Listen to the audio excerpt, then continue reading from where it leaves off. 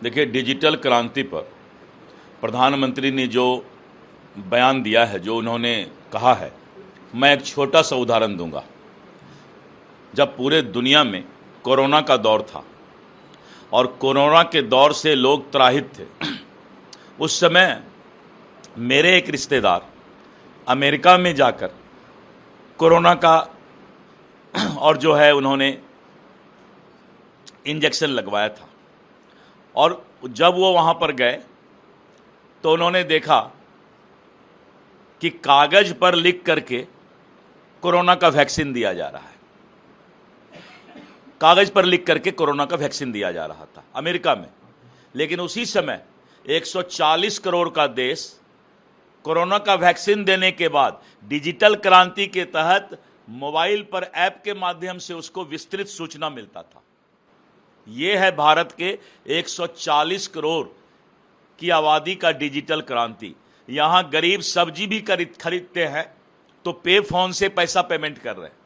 ये है डिजिटल क्रांति 140 करोड़ देश के वासियों का। इसीलिए भारत आज डिजिटल क्रांति में आपने देखा कि 22 मिनट तक पाकिस्तान के सारे राडार को इसी डिजिटल क्रांति से हमने पैरालाइज्ड कर दिया और 22 मिनट तक अपना ऑपरेशन सिंदूर चला लिया। ये है नए भारत की ताकत। यूपी में कल गृह मंत्री अमित शाह जी ने कहा कि कांग्रेस का शासन हर दिन आतंकवादी हमले करते हैं।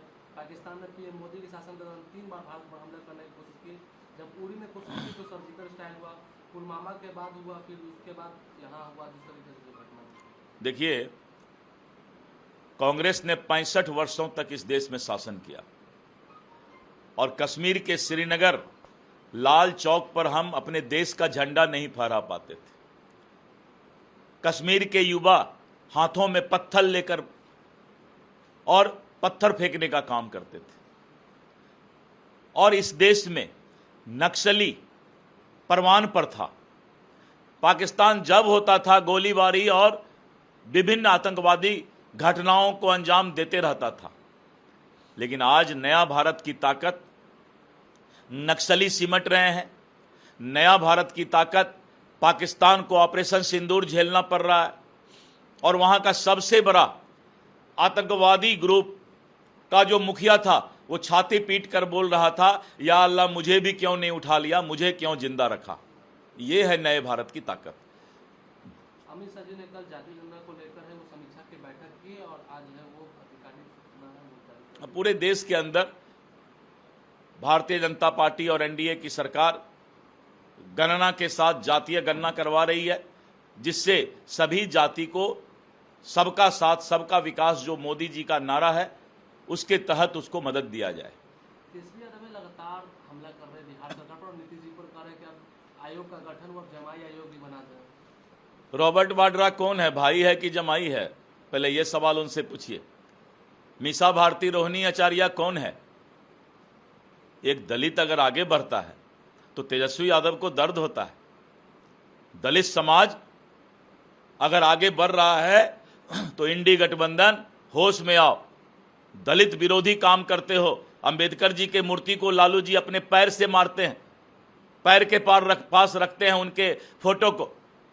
यह है इन लोगों का संस्कार। पूछिए तेजस्वी जी से कि लालू जी अपने पैर के ऊपर अंबेडकर जी के फोटो को क्यों रखा, इसके लिए माफी मांगे वो लोग। ये लोग दलित विरोधी हैं। और बाबा भीमराव अंबेडकर को भी जिस तरह से इन लोगों ने प्रताड़ित किया था ये दुनिया भूली नहीं है। इसलिए ये लोग गाल बजाते हैं और कुछ नहीं इनके पास है।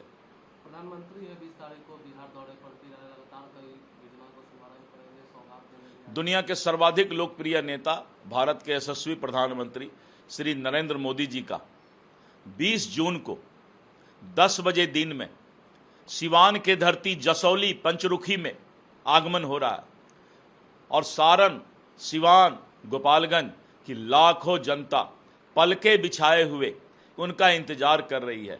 प्रधानमंत्री जी 11 वर्ष में 52वीं बार आ रहे हैं। 50+2 52 बार। पूरे दुनिया का डिप्लोमेसी करने वाला आज 11 वर्ष में बिहार से इतना प्यार, 52 बार, और 9 महीने में 6ठी बार बिहार आ रहे हैं। दरभंगा, जमुई, भागलपुर, झंझारपुर, विक्रमगंज और अब जो है सिवान आ रहे हैं। ये प्रधानमंत्री जी का प्यार है, आते भी हैं, सौगात भी लाते हैं।